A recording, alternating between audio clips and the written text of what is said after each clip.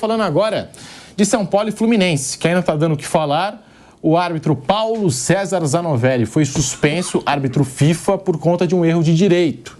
Que a gente já comentou várias e várias vezes. O São Paulo entrou no STJD pedindo anulação da partida, não obteve êxito, mas é um assunto que ainda está dando o que falar. E o Paulo César Zanovelli foi suspenso, afastado por 15 dias pelo STJD. Vanderlei Nogueira, correta punição do tribunal? E, assim, é aquilo que a gente comenta todos os dias na programação do Jovem Pan e já há muito tempo aqui, hein? A arbitragem, ainda mais se tratando de árbitro FIFA, que deveria ser a referência, a arbitragem é assim, você afasta o árbitro, aí ele volta, erra de novo, é afastado de novo, enfim, fica afastando os árbitros.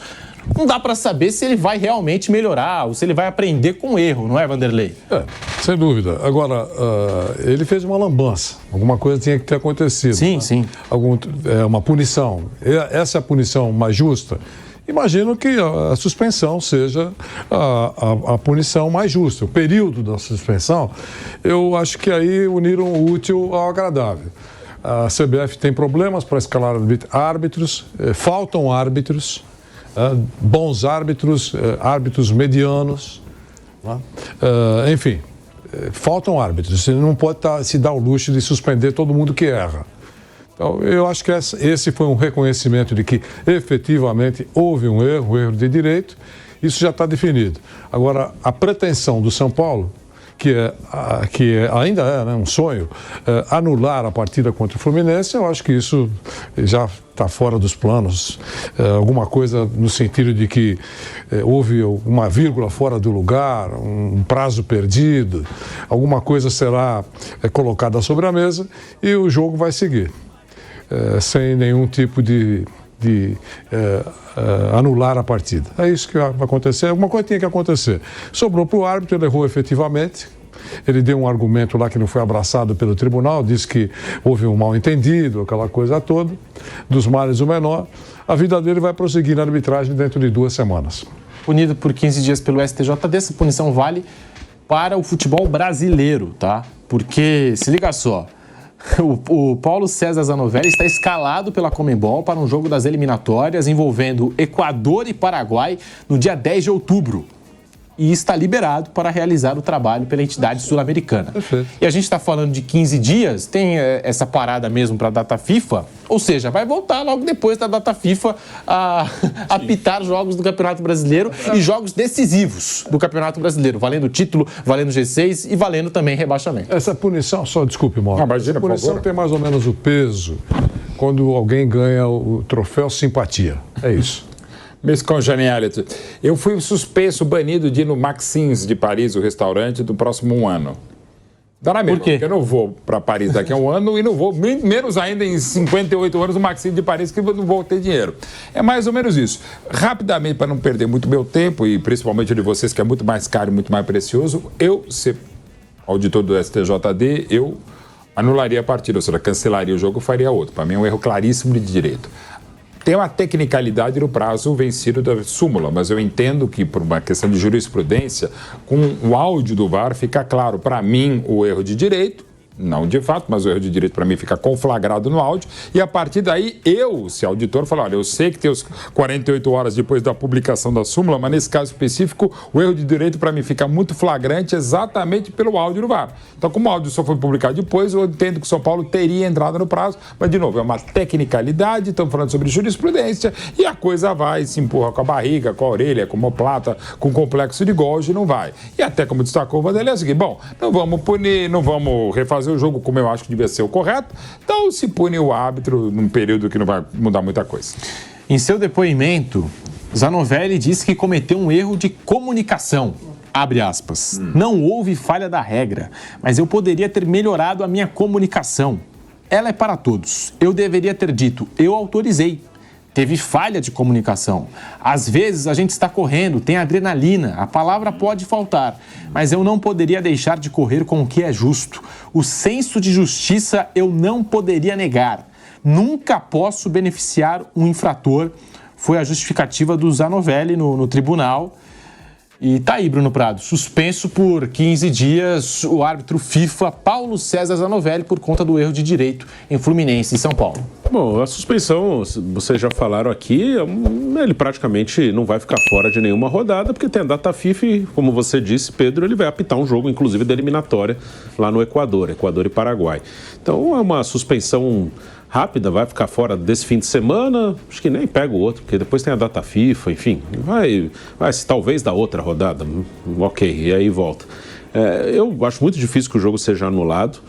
O que o Mauro falou é um fato, acho que o erro de direito ele está claro, só que tem justificativa sim para anular o jogo, mas eu sinceramente eu acho que foi uma coisa muito pequena assim para você. Eu acho que para anular um jogo tem que ser algo assim muito anormal. Acho que o resultado de um jogo ele é meio que sagrado assim no futebol e acho que para anular acho que tinha que ser algo muito absurdo assim. E foi um erro grave e acho que juridicamente dá sim para configurar um motivo para anulação. Mas me incomoda anular jogo por pequenos detalhes. Então, assim, uma coisa é a parte jurídica. Se anular não é nenhum absurdo, não tem como fazer uma crítica jurídica. Eu acho que eles não vão anular, provavelmente a questão do prazo vai entrar como uma justificativa jurídica. Mas, assim, uma coisa bem pessoal, e eu não escondo de ninguém, meu time é o São Paulo, que seria beneficiado até por uma anulação.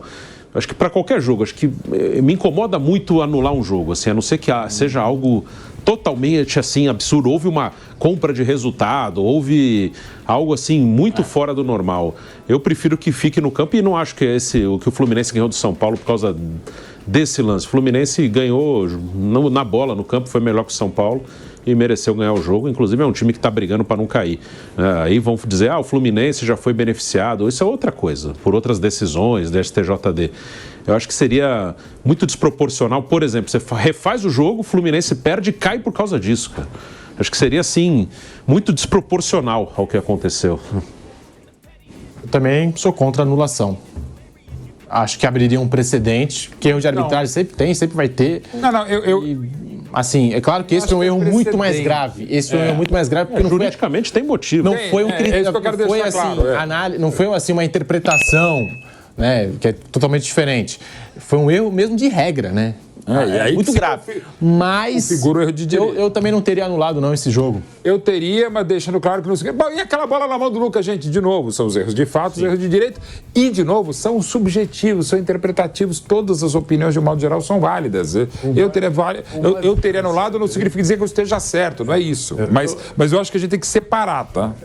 A erro de direito justifica anular a partida. O mais interessante, porque o Brasil é um negócio espetacular na justiça esportiva. Né? Claro que eu não vou falar dos outros setores. Estou dizendo da justiça esportiva. Ela tarda e falha. É espetacular. É buscar essa pegadinha. Não reclamou. Não, ninguém reclamou com convicção antes do áudio. A grande prova, meritíssimo, apareceu agora aqui, ó. Não. Prescreveu, não. Não é justiça. A grande prova é essa daqui. A partir da apresentação da grande prova, houve a reclamação do São Paulo. Dentro do prazo, uma coisa normal, racional. Mas não vai ser assim.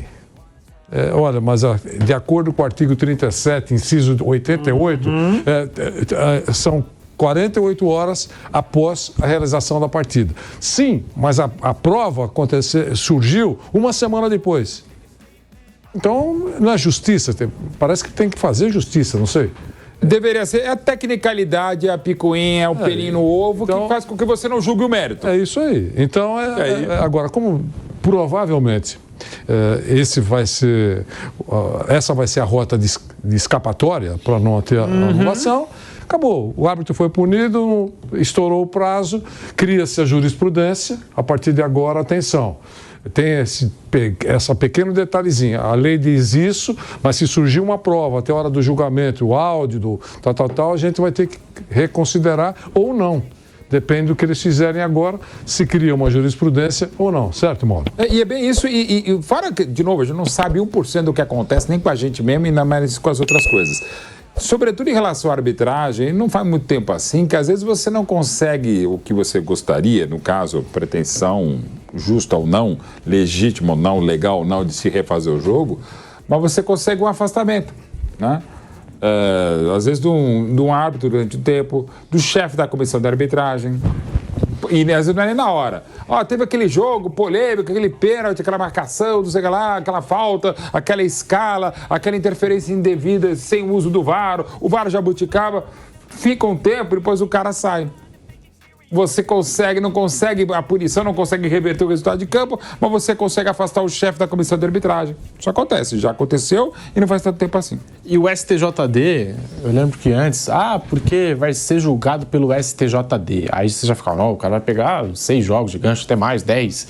Hoje o infrator pega 5 jogos de gancho, aí dá uma semana, a punição cai para um jogo. Mas quando o próprio Código Brasileiro de Justiça Desportiva foi implementado, eu já não lembro agora que ano, mas já faz mais de 10, eram assim as punições: olhar feio para Pedro Marques, esquartejamento, empalamento e depois tortura.